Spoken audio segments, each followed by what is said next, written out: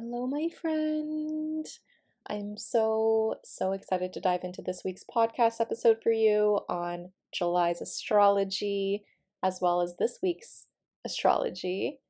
And in this episode, I'll also be sharing some insights on grief, loss, and what really helped me in terms of processing my grief and loss through astrology. I'll also be doing a tarot reading of what energy to embrace, what energy to let go of. So I'm excited. Let's dive right into this. We're going to do a monthly forecast first, and then I'll dive deeper into this week's astrology. Now, starting off with July 2nd, Mercury enters Leo, and this energy is really uplifting, very creative, very expressive. We could be thinking more about our creative projects. We could be really seeking more warm interactions with our friends, more interactions with people we love. We could be in a more playful state, especially in terms of our conversations and what we're really mentally thinking of. On July 5th, we have a new moon in Cancer, and I'll dive deep into the new moon in Cancer chart for you very soon, so stay tuned. Then on July 11th, Venus enters Leo, and this is going to really shift things for our relationships. We're going to really value more creative expression, more fun interactions, more introspection, more warm, loving, supportive friendships. We're going to really have this shift in focus in terms of how we show our affection with Venus and Leo. So I do think we're going to show more words of affirmation. I think we're going to really be in a state of, okay, let's showcase our creativity. Let's gift people our creativity in some form. Maybe you'll do a photo shoot. Maybe you are looking for ways to really appreciate yourself and understand how to better take care of yourself and your inner child with Venus and Leo. Then on July 15th, the Sun is square to Chiron and Mars is conjunct Uranus. So I'll be diving deeper into these transits closer to this week. Yet I will say this looks like we're going to be really healing some deep wounds when it comes to our identity, when it comes to our sense of worthiness, if we feel good enough, if we feel like we're in a place of processing some past hurt and pain. With Mars conjunct Uranus, we have some shocking things that could happen with anger. So may that be your own anger or someone else's anger. So I do want you to be cautious around the middle of July. I will say this could be really lovely breakthroughs around our healing. So there's still some very helpful energy, yet I do want to caution you to not overbook yourself mid-July. Then on July 20th, Mars enters Gemini, and this is going to be a really fun energy. This is going to shift how we work and date. So I do think a lot of people who are pursuing in relationships are going to have more conversations. People are going to be a bit more flirty. I do think we're going to step it up in terms of our communication when it comes to work. There's going to be a pull to do even more collaborations, to really think about how can you connect with more people. And this could be in the sense of dating, but also in the sense of work. Yet Mars likes being in the sign of Gemini, so I do think this is going to really help us with more movement forward. If you do communication work, this is going to be a lovely boost. I'll dive deeper into Mars in Gemini on the week of July 20th. Then on July 21st, we have our second full moon in Capricorn, which closes a chapter for you in one area of your life. So we had a full moon in Capricorn on June 21st, and now we have a second full moon in Capricorn happening at 29 degrees on July 21st. So something that you started in June that you were trying to let go of, that you were just trying to release, maybe is still lingering for July. So at the end of July, that's going to be a really huge release for you. It's at 29 degrees, which is a critical degree. So we're going to have a really heavy release at the end of July. And that's a good thing. So please remember that. It's a good thing. Just know that we could feel quite emotional. We could really cry it out. We're still in Cancer season. So a lot of nostalgia, sentiment, and just more empathy is coming out this month. So take note of that. I'll dive deeper into that full moon in Capricorn chart for you closer to that date. Then on July 22nd, Leo season begins. So that's going to be a really uplifting energy. The sun loves being in the sign of Leo. It's at home in the sign of Leo. So there's going to be so much joy. There's going to be so much playfulness and just some warm, friendly, fun interactions. So I'm super excited for Leo season as a Leo myself. Then on July 25th, Mercury enters Virgo, which is its home sign. So communication is really going to get this lovely boost. Then on July 26th, Chiron goes retrograde in the sign of Aries. So we're going to get a reminder of the deep healing work that we've been doing on July 26th and for quite a few months with Chiron retrograde. So take note of this. We won't feel it as much as other transits. Chiron is an asteroid. However, Chiron does bring up quite a few wounds, yet it does bring it up for us to heal. Now let's dive into the transits of this week and let's focus on those. So on July 2nd, Mercury in Cancer is trine Neptune in Pisces, and this is a very creative, expressive, dreamy, foggy energy. So we could have some very vivid dreams. We could have some very emotional, artistic expression. Maybe we're enjoying more art. We could have some confusing conversations with that Neptune energy. Yet this is a very lovely energy, so this is a really great energy to create or brainstorm something that is very expressive, that really evokes a lot of emotion. May that be a song, an art piece, in whatever shape or form. Maybe you're enjoying a lovely film, so take note of that. On the same day, Mercury moves into Leo, and this is going to shift our thinking and communication, as I said. Yet on July 3rd, Mercury in Leo opposes Pluto in Aquarius. So this is when secrets come out. This is when conversations get very intense. This is when we can see some obsession come out. Be cautious around people because some people could be a little bit more manipulative and maybe they're not aware of doing this. Maybe they are.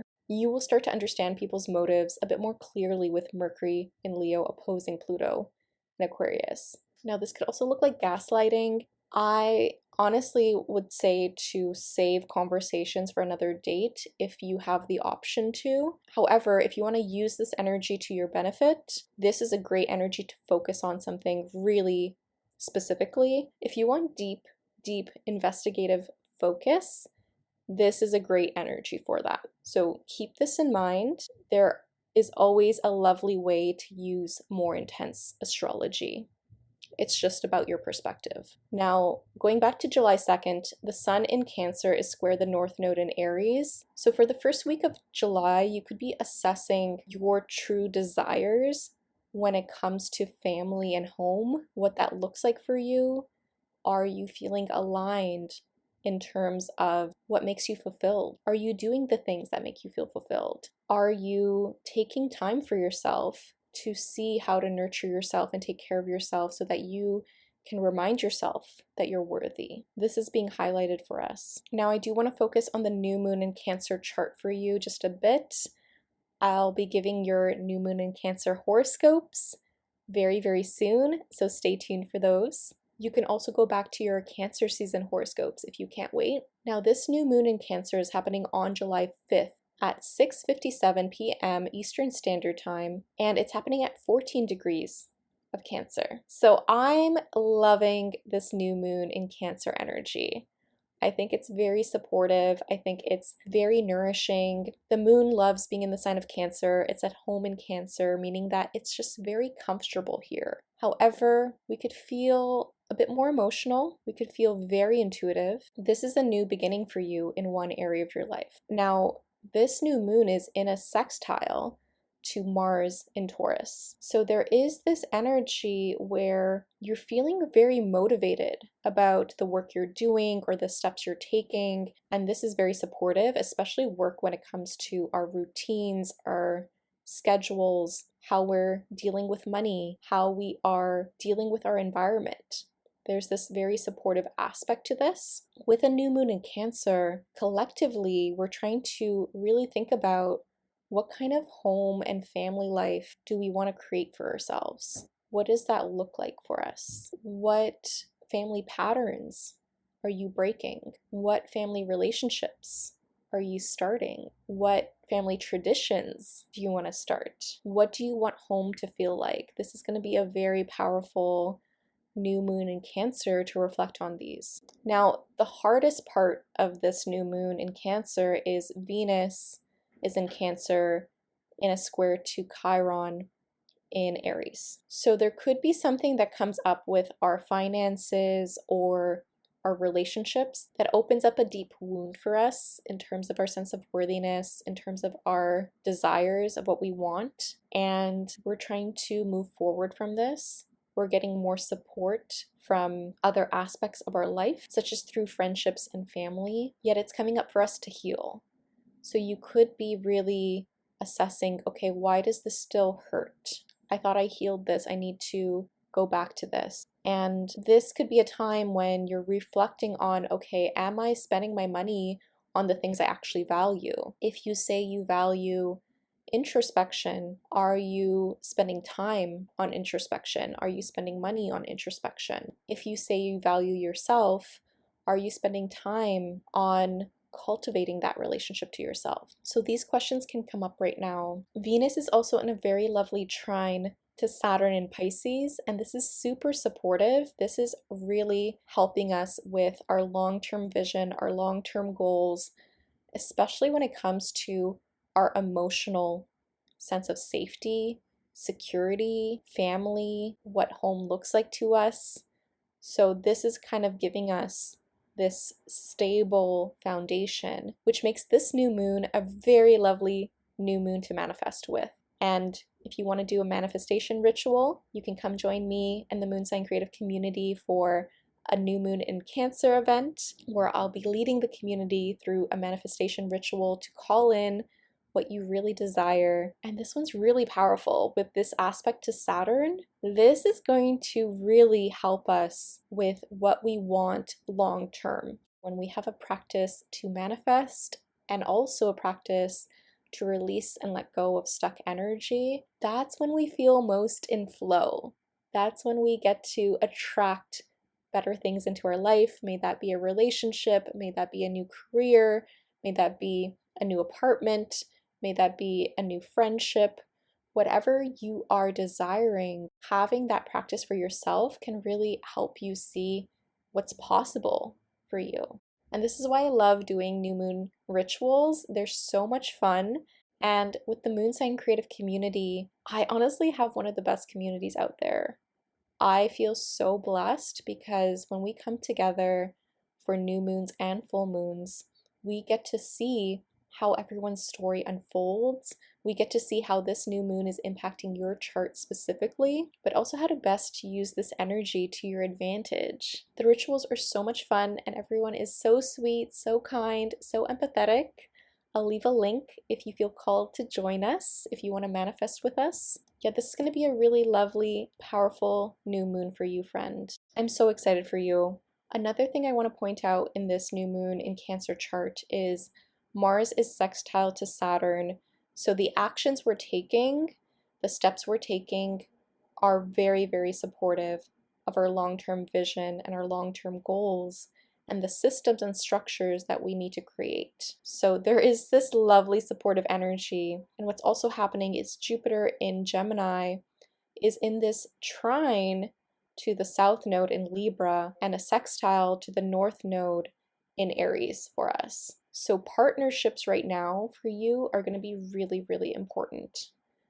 Any type of partnership, friendship, business collaboration, relationship can be super supportive of where you're heading this lifetime. This is honestly quite lovely. This is a beautiful new moon to manifest with. So I'm super excited for this. And for this week's podcast episode, I do want to talk a little bit about healing through grief and loss and what that looks like in terms of astrology. So I want to go back to 2019 when I first got my first birth chart reading from my mentor. And this was such a life-changing experience for me. At that time, I had just broken up with my ex who I thought I was going to marry. And for me, I was really, really heartbroken. I loved that person so much.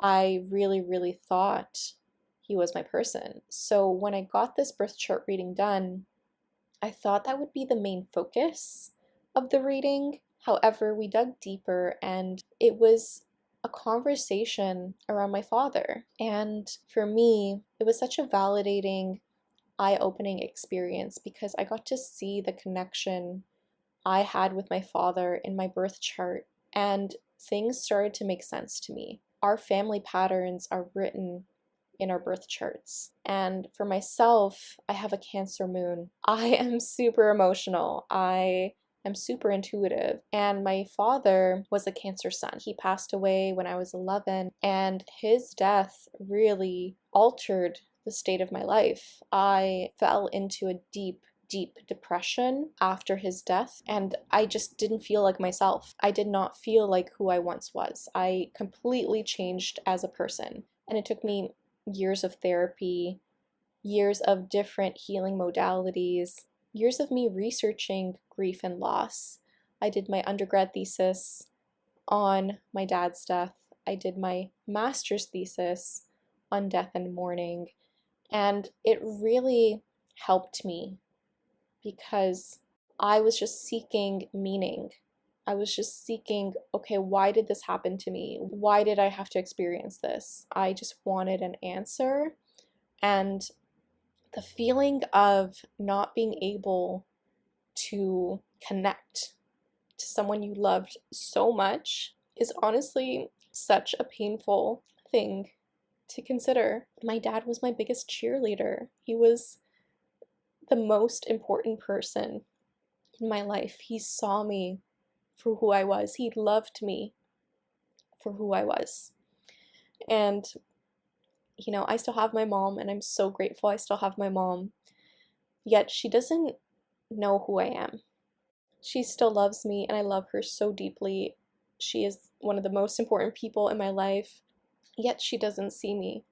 So when I lost my dad, someone who encouraged me to make art, someone who really showed me how I really loved to be loved, that's when I changed as a person because I didn't know how to love myself. I thought I lost that connection with him, and getting a reading was so helpful for me because it helped me see that he lives within me.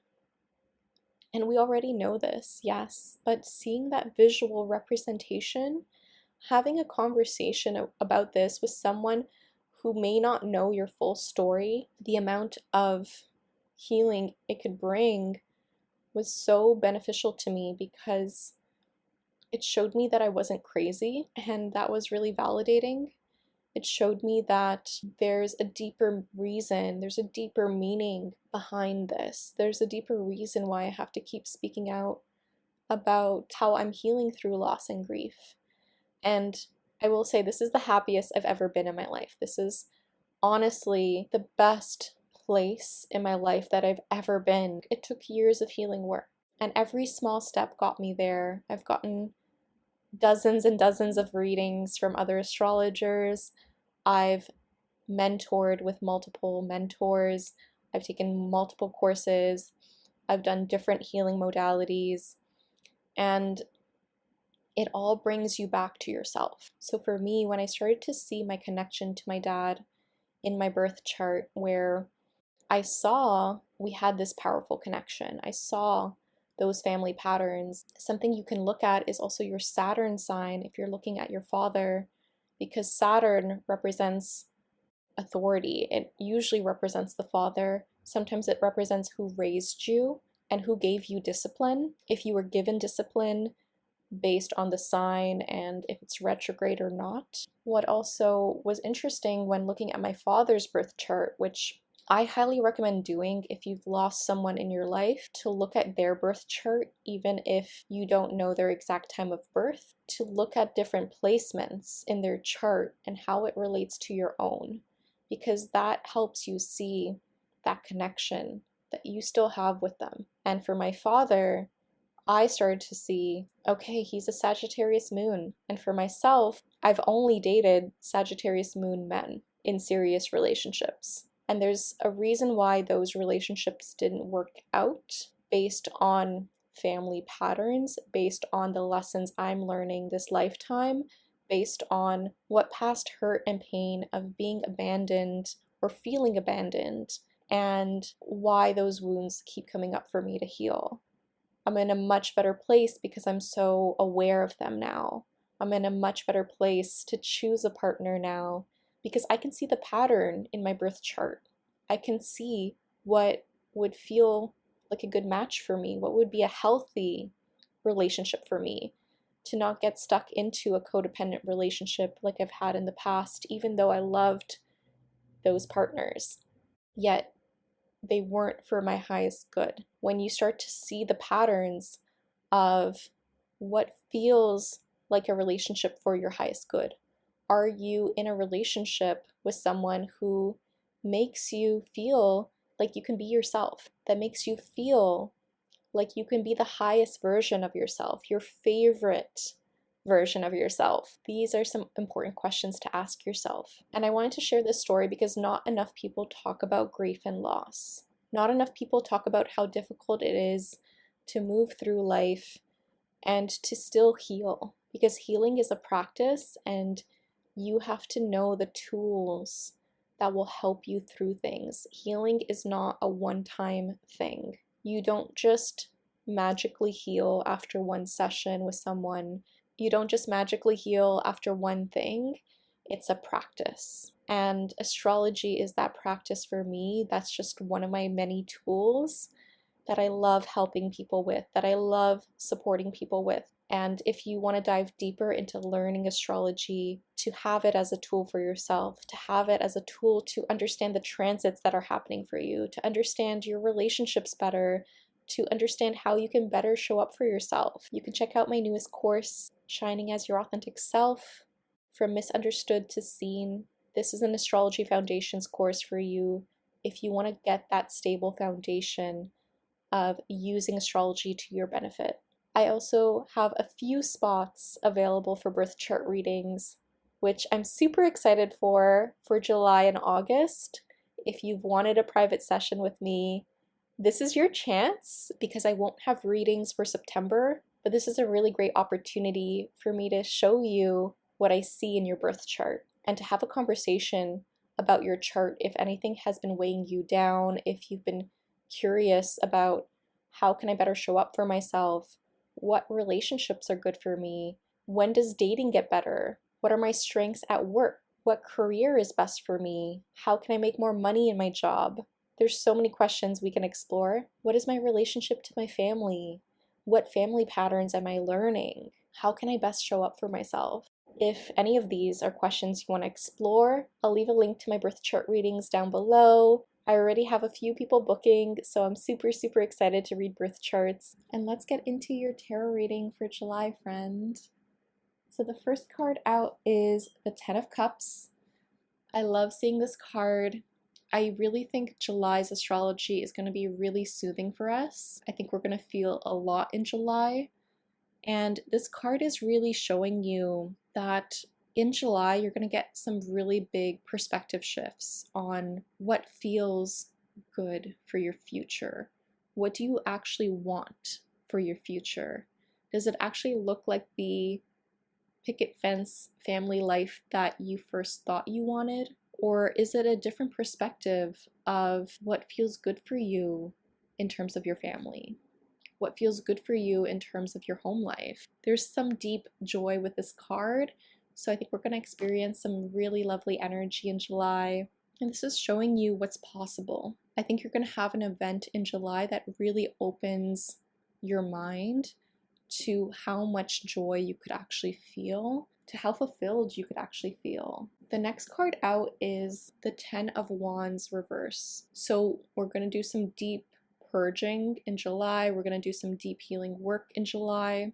If you felt like it's been so heavy for me, it's been so hard for me, I've been carrying this weight, it's been so annoying, July is going to give you this opportunity to let it go. I see this for the full moon in Capricorn for sure at 29 degrees. That's an intense degree.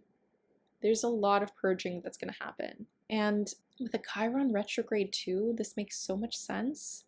But we're finally letting something go in July that we no longer need, some past hurt and pain. I think this is us also letting go of something that we've been hiding from ourselves. We're getting some secrets coming out in July, but if you felt like you've been lying to yourself, which maybe you didn't even know, I think we're gonna see this new clarity in July that really helps us see, okay, this is what I need to prioritize. The next card out is the Nine of Cups. I love this card. This is some very independent, emotionally fulfilling energy. So I think you're gonna get more in touch with yourself in July. I think it's gonna be a deeply reflective month to get in tuned with what would make you feel more yourself, what would make you feel better in your skin, what would make you feel better and more happier in your life. So there's a beautiful opportunity for this. This makes so much sense with Cancer and Leo season. There's this emotional fine-tunement that happens in Cancer season. Then when we head into Leo season, it's a redirection to ourselves. It's a redirection to coming back home to ourselves. So I love seeing this energy for July. Our block in July is the Queen of Swords. So someone could be really blunt or direct or cutthroat with us in July. This could feel a little bit harsh. Someone has some very strong boundaries, and that's a good thing. Yet how they're communicating this can be a little bit intense. I want to caution you about this, that there could be some difficult conversations that come up for you in July. Yet I do think this is going to be with one of your partners. So our advice card is the Queen of Cups. So really keep showing your empathy. Really keep showing your love and compassion for others and yourself. Yet filling your own cup first is really a priority. Yet if someone is speaking to you in a very harsh, mean way, I do want to say that kindness and really having this emotional protection for yourself, knowing that it has nothing to do with you, is going to be really important. Knowing that it's not a reflection of you and your self-worth is going to be really important. I say this could be one of your partners because the clarifier is the King of Swords. So we have both the Queen and King of Swords for this reading. So there's something in a relationship that you're trying to soothe, that you're trying to nurture with the Queen of Cups energy. So the more you can be in your Queen of Cups energy of being emotionally understanding, giving yourself the space to emotionally process things, cry things out, say how you feel, right? I'm getting the message that when you're having difficult conversations with someone, try not to say you're being this way. Say how you feel first. Say, hey, what you said really hurt me. And really speak from your emotions. Speak from how you feel and try to understand where they're coming from at the same time. But your feelings deserve to be voiced. I think we're going to speak our voice a lot more in July. So this is the clear message I'm getting from this reading. I do think we're going to have support. So really just lean into what is helping you emotionally process things. May that be through a mentor, may that be through therapy, may that be through a community, may that be through your friends, may that be through taking time to journal things and reflect. Use the tools that are helping you and find new tools. And if those aren't helping you enough, find new tools. It's going to help so much. Your oracle cards are, it doesn't have to be perfect. So even if we might have these difficult conversations, just know that it's not a reflection of you. We're all human. If you are launching something, if you're putting something out into the world, it doesn't have to look perfect. You do not need to be perfect to be loved. Okay, just remind yourself of that. You do not need to be perfect to be loved. You are lovable just as you are. Show yourself that love and grace. The next oracle card is, what are you waiting for? This might be the month to launch something. This might be the month to put yourself out there. What are you holding yourself back from? Are you holding yourself back from your dream? This is a good question to ask yourself. We also got inhale, exhale. So make sure you are taking time to breathe. Maybe do some breath work. Take time to give yourself that space to process. Take time to really be still in the moments that you have, in the mornings, in any time of day. Are you making space for yourself to just enjoy life, to be present? So I really hope this helped, friend. I really hope it helped. If you'd like a private birth chart reading with me, go check out my link down below. If you want to join the Moon Sign Creative community and manifest for the new moon in Cancer, check out the link for that down below. We'd be happy to have you. Join us for July 4th. A replay will be available. And if you want to learn how to read your own birth chart and dive deeper into reading other people's birth charts so you can use it for the rest of your life, check out my newest course, Shining as Your Authentic Self. I'm getting such great feedback from my students. It's been really, really eye-opening for them. I just released a module on the aspects, which is the most trickiest part for people to learn. So if you join the course, you get immediate access to that module, plus the modules on the houses, the signs, the planets. So go check that out if you feel called. And I'm sending you so much love, friend. Happy July.